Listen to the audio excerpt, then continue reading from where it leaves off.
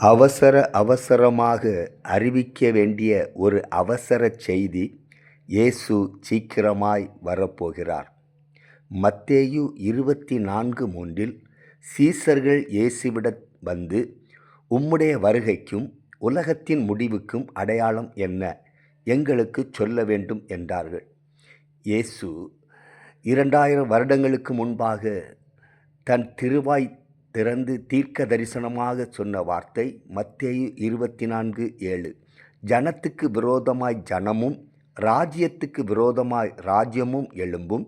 பஞ்சங்களும் கொள்ளை நோய்களும் பூமி அதிர்ச்சிகளும் பல இடங்களில் உண்டாகும். இதுவே அடையாளம் என்றார்.